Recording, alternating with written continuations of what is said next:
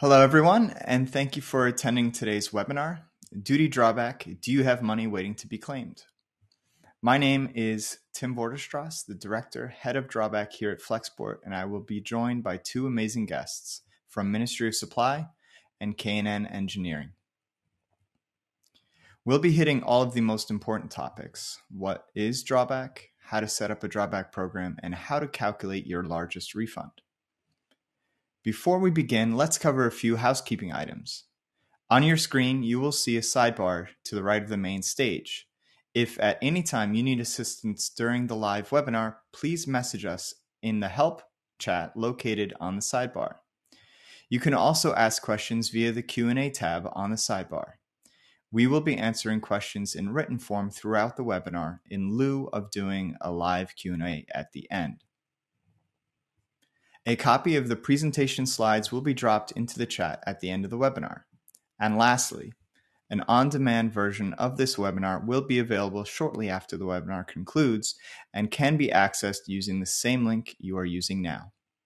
A brief legal note. Please keep in mind that all information provided in this session is based on the situation at this current time and may not be customized to your specific business requirements. We always recommend reaching out to a Flexport expert to discuss your particular situation. And with that, I would like to welcome our two guests, Aman Advani, CEO and co-founder of Ministry of Supply, and Dan Strick, Manager of Trade Compliance at K&N Engineering. Hi. Aman, I'd like to start with you. Could you introduce yourself and who Ministry of Supply is and your role at the company? Yeah, wonderful. First and foremost, thanks to Tim and the entire Flexport team for having us. We've been long and loyal partners of yours, so we're excited to be here and share our story. My name is Aman Advani, CEO and co-founder of Ministry of Supply. We're a Boston-based clothing company, founded out of MIT, so maybe naturally using technology to make the most comfortable clothing on and for the planet. Great. And in your position at Ministry of Supply, I'm curious, what are some of the top challenges your company is facing in this trade climate? Yes, I mean they as you would know, of course they ebb and flow, right? There's a flavor of the quarter, I would say, at that rate, at that pace. They tend not to change too quickly. But if we look at today specifically, we're dealing with a very dynamic landscape when it comes to looking, of course, at duties and the regulations and potential legislation around the future of duties assessments, along with, of course, like everybody else on the planet, supply chain delays. Yeah, no, I don't think something that's particularly unique to your situation. There's a lot of challenges out there. And, how did you first hear about Flexport and how has our partnership benefited your business? Yeah, our Flexport story is a good one. For years, we were going the traditional route. We import clothing. We have a full line of men's and women's clothing. And so you can imagine that requires quite a few factories around the world. And we were importing for years using more traditional kind of paper and pen methods, and started to hear things about Flexport and say, well, let's give it a shot. We tend to have a kind of test, iterate, and see what happens mindset. So we'll give anything kind of a shot once. And started to price compare, just sheer tactics. We weren't looking at ease of use. We weren't looking at user experience. Just, can these folks get the job done for cheaper than we're doing it today? And of course, with a quality bar in place. And so over time, we said, okay, well, they beat it out. Let's see what happens next time. So I think it was probably 10 or 15 shipments in that we finally said, well, I think they're batting 1,000 at this point. Maybe we just flip over. And it was only then I think we took advantage of the full suite of services, which have since, in the last 5 years, grown dramatically. But went 100% all in and stopped price comparing. I trust that is still a good decision, although we haven't checked it in a while. And went all in. And when you go all in with Flexport, I think we found that there's a bit of a multiplier effect right now. You can see all of your shipments in one place. You can get a better sense of macro conditions. You can combine shipments. You can speak to one agent about multiple challenges or opportunities. So it was probably 4 or 5 years ago. I'd have to look back and see, but it's been quite a while now, and we haven't looked back.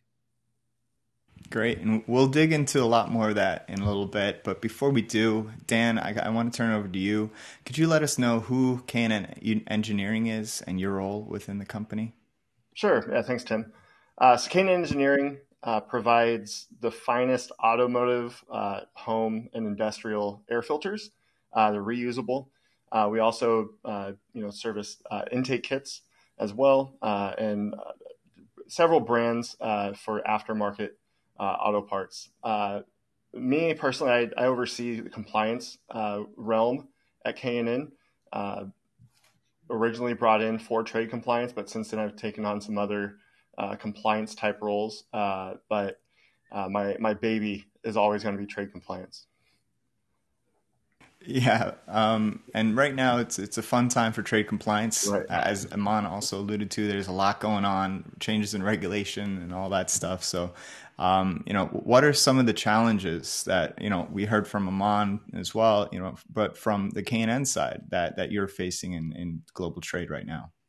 Yeah. So our entry point brand is sourced mainly from China, and so a lot of the 301 duties have really hit us pretty hard.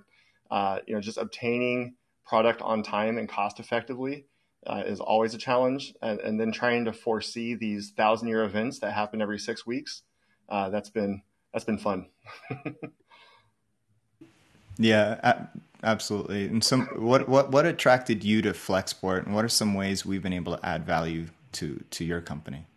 Sure. So I actually used to work for U.S. Customs, and back in 2014, I was in San Francisco, and I met Ryan, or Ryan was speaking at a conference, Ryan Peterson.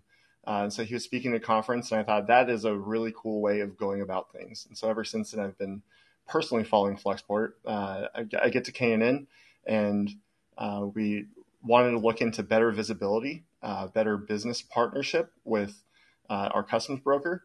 And I thought, hey, I know exactly who to go to for this. So reach out to Flexport, reach out to a few other companies as well. And Flexport, you guys shine through as you guys have since we've been with you guys. Our entire team here loves the visibility, loves the professionalism that comes from our account management team. Yeah, we appreciate the partnership with both your companies for sure. And Aman, Dan has experience in customs before even coming on with K&N. I'm really curious. How did you first learn that Drawback was, what it is, and about it being a potential opportunity for your company? Yeah, it's such a good question. I have to think back a while now. Dan, I'll have to connect with you separately. I've got a lot of questions for you. I remember just kind of this rumor floating around, and hearing this idea that kind of conceptually speaking, a drawback makes a ton of sense, legally, ethically, and from what I understand about global trade, it makes logical sense. So we'd heard this concept and said we about 15% of our sales are international. This should be great. And this was well before we thought about offshoring any fulfillment, and think about kind of larger drawback opportunities there, but. It was, for us, it was just this, star in the sky. It was, what is this? Can it affect us? And I'd say we probably had 3 or 4 false starts with kind of drawback specialists, folks that were independent consultants or other partners we'd worked with in the past that kind of said, let's give this a shot. And then we would hit a paperwork wall and kind of decide that the juice wasn't worth the squeeze. And so fortunately, that, by how drawbacks work, you can go back quite a ways. And so we didn't miss out on too much. But I think when we finally engaged with, we did a small consulting project, one of those false starts. They said there's absolutely opportunity here, and bid on the work themselves. It was kind of a Big Four consulting firm. And then we called up our Flexport team, and they said, well, we can do this too. And so we pulled the trigger, and that was probably less than a year ago, after probably 2 years of false starts. And since then, I think we've had, maybe a half dozen or more successful claims. Yeah, it was very interesting at the onset, because generally when you start a drawback program, the first step really is that paperwork, putting together the privilege application. Then that takes a little while. It doesn't take long to complete, but it takes a while once it's at customs, right? And then you kind of turn your attention to the data. From your standpoint, your focus at the onset of your drawback program was much more narrow than what your continuous drawback program would look like. Could you describe a little bit about how that came to be, what your focus was at the onset, and kind of how your team approached the data for that? Yeah. Yeah. I mean, so at the time we approached, we were at kind of a bigger point where it wasn't routine drawbacks that we were missing out on those as well, but it was going to be a larger export that we were doing to bifurcate our warehousing strategy and move some stuff offshore. And so we had a big claim on our hands, right? And of course, a lot of small claims that we hadn't, taken advantage of in the years prior. So there was one big reason and maybe 50 small reasons to push this conversation forward. But I think this is what I was alluding to earlier, or an example of the multiplier effect. Because we've been nearly exclusively with Flexport for years now, you had the data, right? So you had the paperwork. So it was almost on our team just connecting the two right people on the Flexport side and letting the magic happen, which is not to say that it's easy or quick or painless. It does have challenges, but I do think that a lot of those walls were taken down by the fact that it's all in one place. And that certainly made it easier. Yeah. And Dan, you've had exposure to Drawback in the past, like either with customs and also in your other, roles in the past. And so could you tell us a little bit more about sort of your history with Drawback and how possibly the experience with Flexport may have been different? Yeah. So, I mean, I used to work right above the Drawback team. And so I'd go down there and there's a lot of paperwork down there. It's pretty insane. Luckily, part of the reason that we enjoy working with Flexport so much is there's very little paperwork from now on. Electronic records rule everything, which has been fantastic. Additionally, just as Flexport, is our customs broker, what Aman was mentioning was it's very easy to file a claim because you guys already have all of our import information. We have to produce a few export items, but that's it. 50% of the work is already done for us before we even get started.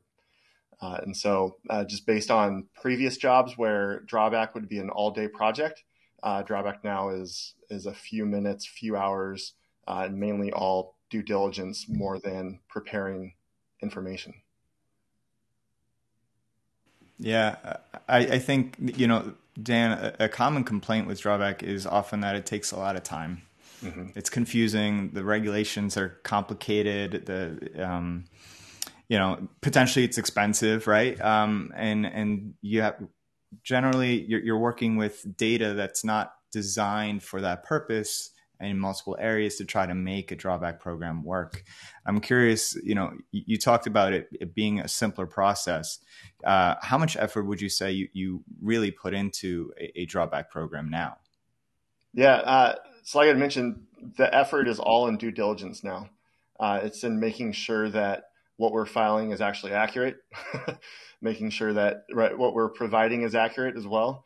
Our IT team and I have worked together, and we've automated, for the most part, the report that needs to be sent to Flexport. And then I'll go through and I just audit the report that we're sending over, making sure we have the paperwork, making sure that what's being represented is actually what we're filing. That's where almost 100% of the effort lies now. Yeah, and Aman, I'm curious, before doing Drawback with Flexport, you said you had a couple false starts. Obviously Drawback can have a pretty significant impact. Well, I would hope can have a pretty significant impact on a company. What has this, essentially found money meant for your company and for your team? Yeah, it's such a good question. We had actually just last week what we referred to as a bonus drawback, meaning a drawback that we didn't even see coming. We heard from your team, and it was, "Hey, we're getting this filed the next week. I got one gap here." So we didn't even know that was to be done. So it was like, wait, that's found money, right? That's money that we had kind of already assumed was gone. And there have been several such moments at the risk of us sounding unorganized, where we are pleasantly surprised by drawbacks. And again, it's still a it's a challenging program to understand and wade through. And it almost sometimes seems too good to be true, which is probably why we had a lot of those false starts and thinking we can't possibly qualify, right? This doesn't happen to us. So, Dan, I suspect or hope you avoided that, skepticism, given that your background, you probably knew it was real, but for us, it was, we didn't know. So I think even now, as a lot of that has come through in the last 6 months, our first move with any incoming money, whether it be from debt, equity, or the government, is to wait and not have a knee-jerk reaction, and to build an insurance policy for another pandemic, or God knows what comes down the road. So I think in some ways, our first and primary reaction, we're lucky to be a profitable company running on our own engine. So that inbound money is wonderful for investing in big strategic initiatives, inventory, or frankly, insurance. And we will hold things in the third bucket until the first two call. Absolutely. Dan, I heard an interesting story about kind of what happened in your office when you got your refund. Could you tell me a little bit about that story? And also, from your perspective, Aman's has a different responsibility within his company, but I'm curious from your perspective, what was it like getting the refunds, and how does that help your company? Yeah. So I thought I did a pretty good job of communicating, hey guys, we're going to route a large refund in the near future on our initial 5-year drawback filing. I forgot to include our accounts payable manager, who actually receives the checks. And so he got to work one day, and I get a frantic phone call from him, and he's in California, I'm in Texas. So I get a phone call at 6 a.m. California time saying, Dan, why is there a huge check from customs here? Oh, by the way, happy Friday, Ryan. So that was a lot of fun. And I mean, really, the money itself was just a huge shot in the arm for us. It was a great cash infusion. Just the way the economy was working right now, every little bit helps, right? And so, like Aman said, we put it aside for insurance. We're putting it aside, hopefully, to invest in the future, but know that right now we can hold on to it for as long as we need to. Great. Yeah. And when we first started the Drawback program, Dan, I think we had, just based on, the rough numbers, an estimate of what your drawback opportunity was. How did sort of what you ultimately realized differ from what we were able to, what we had estimated at the front end? Sure. So I'd mentioned at the beginning that 301 tariffs are our biggest challenge. And I, for whatever reason, did not realize that 301 duties are eligible for drawback. And so when I was doing my initial calculations and everything else, I came out with a pretty decent number, but it wasn't anything to make people's jaws drop or anything else like that. So when we sent it over to you guys sent us back a number that was literally 7 times higher than what I had originally expected. That made a lot of people really happy, really fast. And I remember those first few phone calls where you and I were both pouring through as many records as we could just to make sure we didn't repeat anything. We didn't do everything was fully above board. Everything was fully accurate. And that was a fun couple days. My favorite audit I've ever done. Yeah, Aman, I'm curious. We did 2 different types of drawback for you all, and how did your team manage the 2 different intricacies of the 2 different requirements? Hopefully it was an easy effort in general, but I know that the first main focus was a little bit more tedious. Can you describe that a little bit? Yeah, well, I can describe it only a little bit. In that this is probably the perfect time to introduce our secret weapon, Tessa, who's our head of supply chain and operations, and has calmly and methodically tackled and peeled back every layer of this onion. And she's done a wonderful job at handling all of this, in addition to running a fairly complex supply chain. But I think it's a testament to both her and the Flexport team for making this kind of a conversational process that isn't so spiky and requiring of, weeks or months of dedicated time, but rather an ongoing discussion and, peeling back that onion again, methodically, which of course I would give Flexport and a huge amount of gratitude to Tessa and our team for pulling that through and doing it again patiently and thoughtfully instead of painfully and all at once. Yeah, Tessa's been great to work with from the start.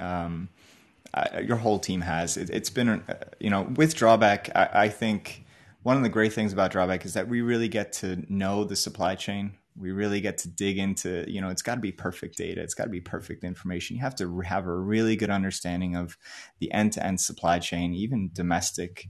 And so that's a great way for us to really get familiar with you as people, but also as a business, and find the right solutions to maximize your opportunity, compliance, and all those things.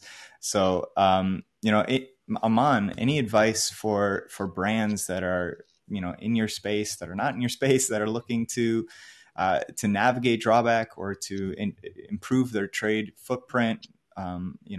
You're in a unique position within a really exciting company. I think there's a lot of things that other people could learn from someone like you. Yeah, I mean, I think the first thing that comes to mind as it relates to all this is probably something I started with, which is it's real, and as such, it's worth the time. If we could do anything different, it'd probably be to fight through some of those false starts and kind of find the right answer. And I think what we would have called you all earlier if we had known that you did this. So wonderful that others are finding that out here. But I think it is absolutely real. Yeah, there's a good chance you listener qualify. So it's worth the effort. Yeah, I know when we present Drawback, we're almost like that Nigerian prince that shows up in your spam folder, like, hey, you have money out there, just send us your social security, right? But no, we're having this conversation right now, and maybe this is a nice other Flexport plug here, but we're talking to the Flexport Capital team about terms, and again it says like, wait, they'll approach us and say, hey, how about an extra 120 days on your payments? Okay, let's talk about that. And again, I think these are all examples of like, once you're in the system can grow with you, and I think that's been what we've enjoyed about our partnership. Absolutely. The Drawback process is something that I think is a great opportunity for companies. It is real. It's been around since 1789. I'm sure, there's people listening that have heard this, but it's been around since, in the same act that created customs, created tariffs, they also created the avenue for drawback recoveries. And while I don't want to talk about that, this is a very different drawback program than, your grandfather's drawback program back in the 80s and 90s, and even, 5 years ago. So Dan, you've been around seen some of the changes, maybe not very intimately with Drawback. Any advice on, how to navigate if companies looked at Drawback prior to the current regulations? Any advice for companies out there?